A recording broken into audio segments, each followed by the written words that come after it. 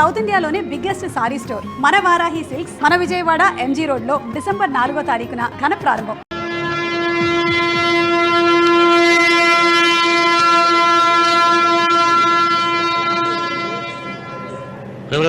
ఏంట్రా కింద పడింది తింటున్నావు? రేపటి నుంచి మీరు కూడా తినాలండి. ఎందుకురా? లేకపోతే ఏంటండి పని ఏమైనా ప్రేమించగానే సరిపోలేదండి, వాళ్ళు అలవాట్లు కూడా నేర్చుకోవాలి. అందుకని రేపటి నుంచి చికెన్ నేను తింటాను, జొన్న రొట్టె కొట్టుకొని మీరు తినండి. ప్రేమకు పేదరికం అంటున్నారు. ఆ అమ్మాయి కోసం నా ప్రాణాలనే ఇస్తాను. పని మనిషిని ప్రేమించావా? అమ్మా అమ్మ నీ దండం పెడతానే, పని మనిషిని కలుపుకులా తీసేయద్దు. ఆ అమ్మాయి అంటే నాకు ఇష్టం అమ్మా. అమ్మగారు ప్రతి పెళ్లికి అబ్బాయి గారు తీసుకెళ్ళి వాళ్ళ ఎత్తి అక్షంతలు వేయించడమే కానీ ఆయన నెత్తి మీద అక్షంతలు ఎప్పుడు ఇస్తారండి? అసలు ముద్రపోయిన బెడకాయలు తయారవుతున్నాడు. నేనండి. ఆ అమ్మాయి దేవురు. ఆ విషయాలన్నీ నేను తర్వాత చెప్తాను కానీ అమ్మగారు ఆ చేతుల మీద కానీ నాకు కూడా పెళ్లి చేయండి. నీకు పెళ్ళా? అవునమ్మగారు, అబ్బాయి గారు పని అమ్మాయిని ప్రేమిస్తే నేను బాగా డబ్బులున్న అమ్మాయిని ప్రేమించారండి. అదిగో రైలు సిగ్నల్ ఇచ్చారండి. మీరు మా పెళ్లికి కూడా సిగ్నల్ ఇచ్చేస్తే. ఈ రోజు మీ ఇద్దరికి ఏమైందిరా? నమస్కారం బాబు గారు. నమస్కారం అండి. రండి.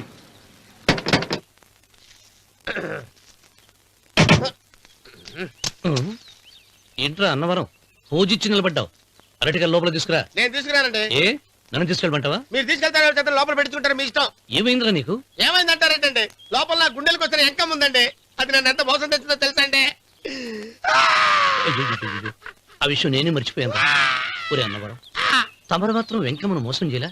నేనే మోసం చేశానమ్మా. అదేనమ్మా, 100 ఎకరాల పొలం ఉంది, 200 ఎకరాల పొలం ఉంది అని చెప్పావు కదా.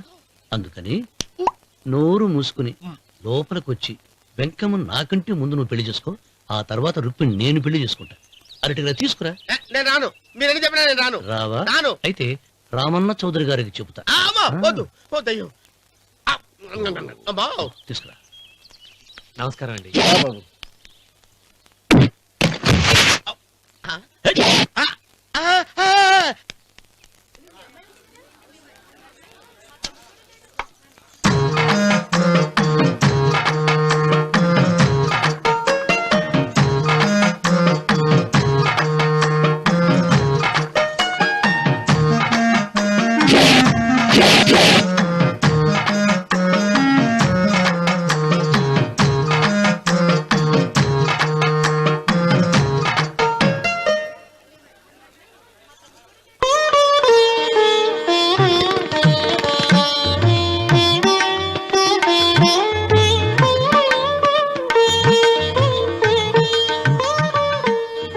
పంతులు గారు, ఇప్పటికే ఆలస్యమైంది, త్వరగా జాతకాలు చూసి లగ్న పత్రికలు రాయించండి. నేను అదే కంగారు పడుతున్నానండి.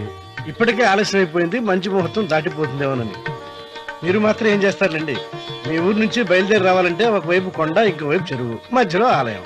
ఆలయం లేకపోతే సమయానికి వచ్చి ఉండేవాళ్ళుగా.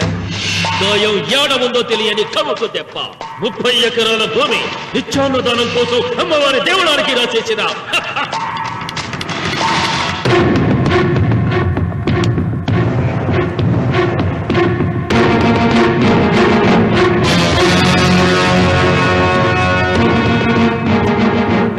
బావగారు ఏదో ఆలోచిస్తున్నారు.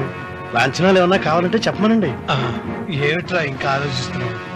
రావుడు, వాళ్ళంతా కంగారు పడుతున్నారు. శుభం.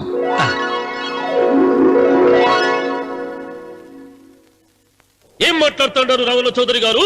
ఆలయం కూలగొట్టించి రొట్టేయించాలా? ఇన్ని సంవత్సరాలుగా మన గ్రామం కుగ్రామంగా మిగిలిపోవటానికి రహదారి సదుపాయం లేకపోవడమే కారణం. ఇదిగో 6 మైళ్ల పొడవున రోడ్డు వేయించడానికి ప్లాను సిద్ధం చేశాను. దీని మూలంగా నేను 120 ఎకరాల పొలాన్ని పోగొట్టుకుంటాను. అది సరేనండి, మరి ఆలయము? పదవిలో ఉన్న వాళ్ళు ఆలోచించవలసింది ఆలయాన్ని గురించి కాదు, ప్రజల శ్రేయస్సు గురించి. ఒక పక్క కొండ, ఇంకొక పక్క చెరువు, మధ్యలో ఆలయం. దాన్ని పడగొట్టకపోతే ఇంకో 6 మైళ్ల దూరం ఎక్కువ పెరుగుతుంది. అది అమ్మవారి ఆలయము. నోరు లేని అమ్మవారి కంటే నోరున్న జనం గొప్పవాళ్ళు. రోడ్డు లేకపోబట్టే ఈ పల్లెలోని పేద ప్రజలు పండించుకున్న కూరగాయలు పట్టణానికి తీసుకెళ్లలేకపోతున్నారు. వాళ్ల బాగు కోసం రోడ్డు వేయించి తీరుతాను. దానికోసం ఏమైనా చేస్తాను. ఏం చౌదరి గారు, మీ ఇంటి మొగదల శివలింగం ఆన్నే ఉండాలా? దానికి దినాము పూజలు పురస్కారాలు జరుగుతాండాలా? అమ్మవారి దేవాలయం మాత్రం కూలగొట్టాలనా? మీరు మీ ఇంటి ముందున్న శివలింగాన్ని పీకి పారేయండి, అప్పుడు ఆయన ఒప్పుకుంటాడు. నువ్వు ఈ మాటను అంగీకరిస్తున్నావా? ఒప్పుకోండి సాంబశివరావు గారు, ఈయన శివలింగం జోలికి ఏమాత్రం పోతాడో నేను చూస్తాను. కానీ ఏమి, ముందు శివలింగం మడుగొట్టని ఎరుక సిరి ఆలయం గోడ మీద పలుకు వెయ్యరి.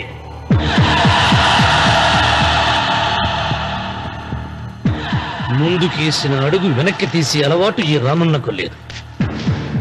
నేను మడమ తిప్పను. మీరు మాట తప్పితే మరణ హోమమే.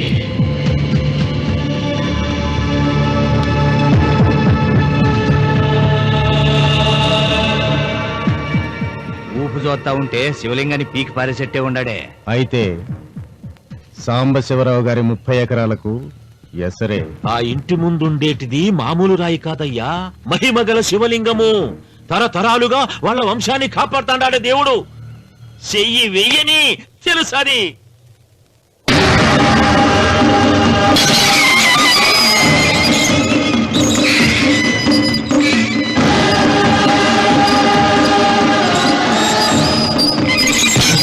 త్వరగా పైన శుభ్రం చెయ్యి. అయ్యగారు వీధి గుమ్మం నుంచి వస్తున్నారమ్మా. వీధి గుమ్మం నుంచి వస్తున్నారా? ఏయ్, ఆ నల్లరాయిని పెకిలించండి.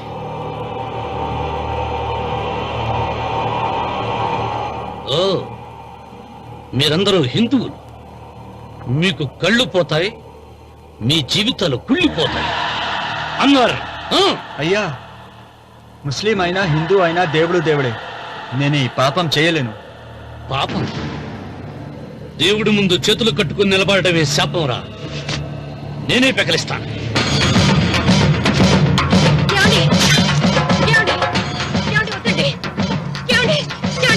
సీత, ఉత్తమ జాతి స్త్రీ ఒక్కసారి కోరిక కోరుతుంది, రెండోసారి అడగకూడదు.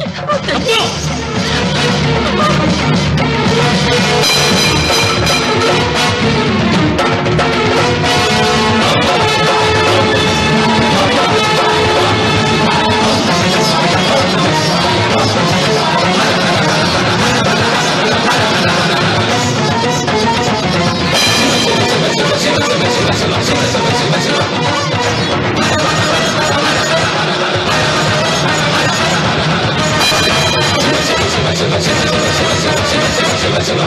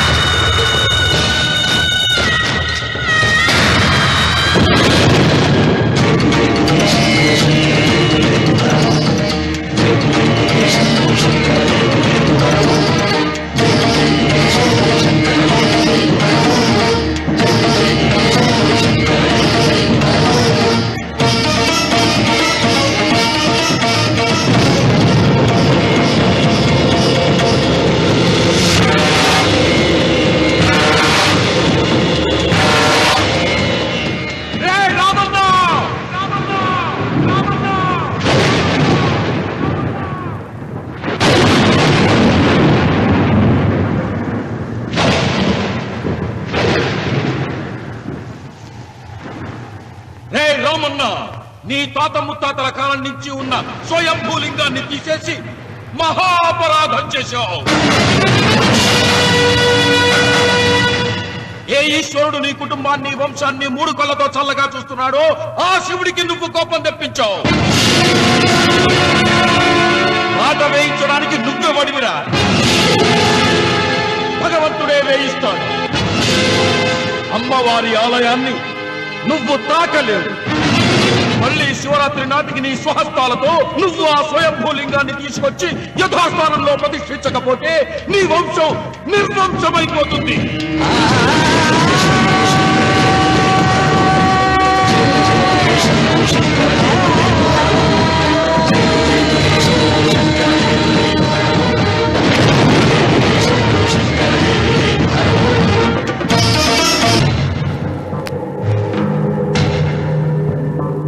శివలింగాన్ని మీకు చెరులో మారేశాడు, ఇంకా గుడి మీద కూడా వస్తాడు. ఎక్కడొస్తాడు? జటాధర స్వామి శపించాడు కదా, జారిపోయి ఉంటాడు. రామున్న మొండివాడు పాపారావు. శాపాలకు తాపాలకు లొంగిటోడు కాదు, వస్తాడు. అతను వచ్చే లోపే పొలం ఆక్రమించుకోకుండా దేవళం కూలగొట్టకుండా ఏదో ఆలోచించాలా.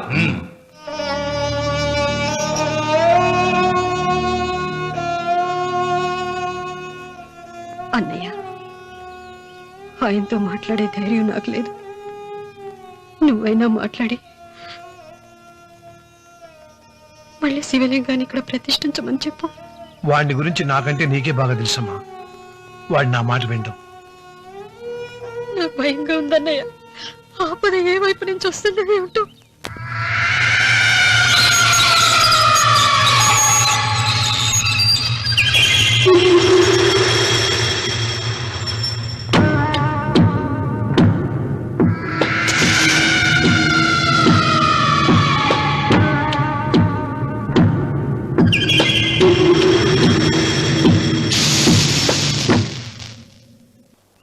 వాడనేది అరే ఏమిటా పని? మరి ఏం చేయమంటావమ్మా? నాన్నేమో ఆలయం పడగొట్టడానికి వెళ్తున్నారు. నా పెళ్లి అయిపోవటం ఖాయం. ఇంట్లో కూర్చొని నీకు వంట సాయం చేద్దామని వచ్చాను. అన్నయ్య, నువ్వే ఆయనకి ఏదో ఒకటి చెప్పి ఆలయం పడగొట్టకుండా చూడాలి. నేను మాత్రం ఏం చేయగలనమ్మా? వీడి పెళ్లి వరకు ఆలయం పడగొట్టకుండా ఉంటాను ప్రయత్నిస్తాను. ఆ తర్వాత వాడి దయ. అన్వర్, అయ్యా బండి రెడీ చేయి. రావుడు, నీతో ఒక విషయం మాట్లాడాలి. ఇలా కూర్చో.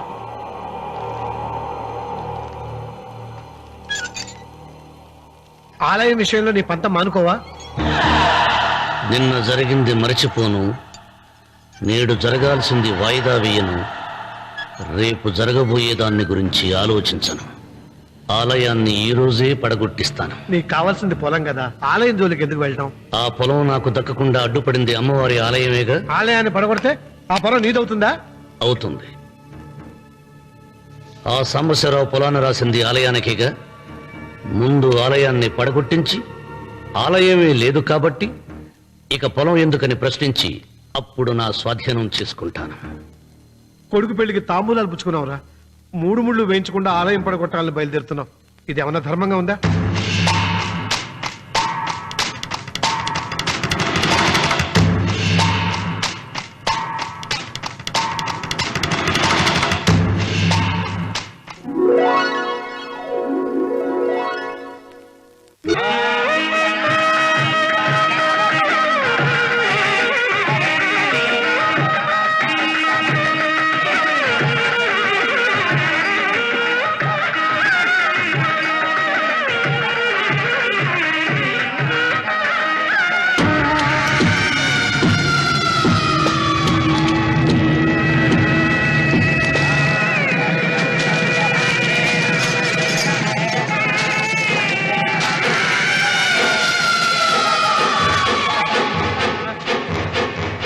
శుభమస్తు.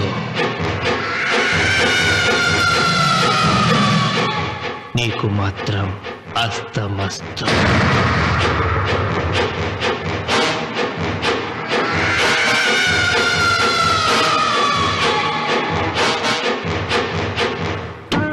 పెళ్లి కూతురి కంటే నువ్వే అందంగా ఉన్నావు.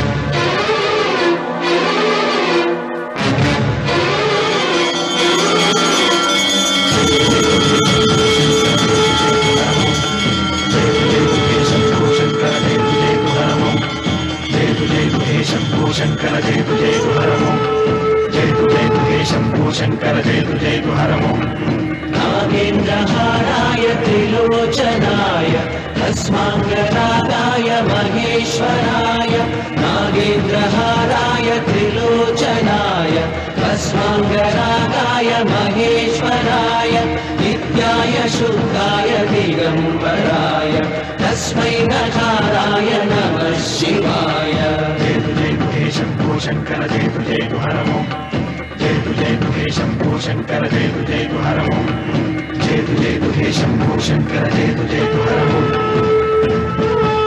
ఇదిగో లోకేశ్వరరావు, అయ్యా రేపు అన్నయ్య పుట్టినరోజు కదా, ఎవరైనా కొత్తగా పెళ్లి చేసుకున్న జంటలున్నారేమో చూడు. అలాగే. ఆగండి, నేను చెప్పేది వినండి. మీకందరికీ తెలుసు, ప్రతి సంవత్సరం శివరామకృష్ణయ్య గారు తన పుట్టినరోజు నాడు పెళ్లి చేసుకునే కొత్త జంటకు తాళిబొట్టు, కొత్త బట్టలు, 2 ఎకరాల పొలం దానం చేస్తారు. కాబట్టి రేపు ఎవరైనా పెళ్లి చేసుకునే వాళ్ళు ఉంటే వచ్చి పేర్లు నమోదు చేసుకోండి.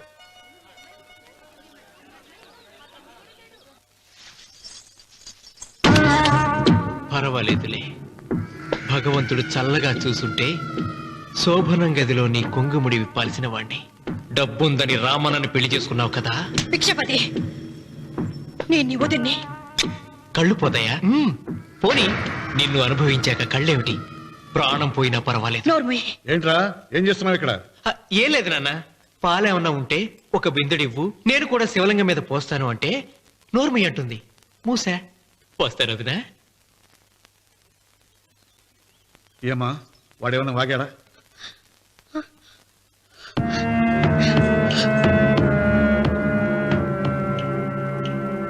పిచ్చిపతి. అవును, అసహ్యంగా చండాలంగా వాగాను. చంపుతావా? చంపు. మీ తాత ముత్తాతలు జంతువులు చంపితే నువ్వు నన్ను చంపు. చంపి నా తల కూడా గుమ్మానికి వేలాడగట్టు. ఇదిగో, పుట్టినప్పటి నుంచి సీత నా భార్య అనుకున్నాను, ఆరాధించాను.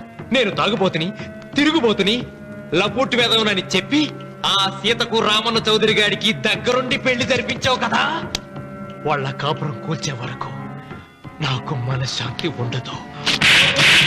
సీతని కట్టబెడితే పీటల మీద విషం దాకా చచ్చిపోతుందని బంగారు లాంటి రామునికిచ్చి పెళ్లి చేయించాను. వెంటనే నీ పద్ధతి మార్చుకోకపోతే నువ్వు తినే అన్నంలో విషం కలిపి తప్పేస్తాను. వెధవా. వద్దు నాన్న, వద్దు. ఈ చెంప దెబ్బ ఎప్పుడో కొట్టుంటే బాగుపడి ఉండేవాడిని. నాన్న, నీ మీదొట్టు, ఇంకెప్పుడు తప్పు చెయ్యను నాన్న, తప్పు చెయ్యను. నన్ను క్షమించు నాన్న. ఏర్పాట్లన్నీ పూర్తయ్యాయా? అది ఏమైంది లోకేశ్వరరావు? 50 జంటలు నమోదు చేయించుకున్నారండి. అందులో 30 జంటలకి దానం చేయడానికి మాత్రమే మన దగ్గర భూమి మిగిలి ఉంది. మరి మిగతా 40 ఎకరాలు అంటే మన పొలం అంతా ఈవేళ బాబు గారు ఎన్ని సంవత్సరాల నుంచి దానం చేసుకుంటూ వస్తున్నారు. కొండలైనా కరిగిపోవలసిందే కదా. మరి ఇన్నాళ్ళు నాకెందుకు చెప్పలేదు? మీరు పుణ్యకార్యం చేస్తున్నారు, మిమ్మల్ని ఇబ్బంది పెట్టడం ఎందుకని. రామన్న పేరుతో 2000 ఎకరాలు ఉండాలిగా, అందులోంచి రాసేవాడి. అందులో మిగిలిన 60 ఎకరాలే ఇప్పుడు రాశానండి. ఆయన పేరు మీద గజం భూమి కూడా మిగలలేదు. రేపు శుభకార్యం ఆకూడదయ్యా. నూతన దంపతులు నా ఇంటి దగ్గర నుంచి నిరాశగా తిరిగి వెళ్ళకూడదు. నాతోరా జగన్నాథం. అన్నయ్య, నువ్వు ఈ సాయం చేస్తే నా పరువు కాపాడిన వాడి అవుతావు. 40 ఎకరాలే కాదు, నా యావదాస్తి మొత్తం నాకు ఇస్తాను. నా ప్రాణాలను ఇస్తాను. లోకేశ్వరరావు, అయ్యా, కాగితాలు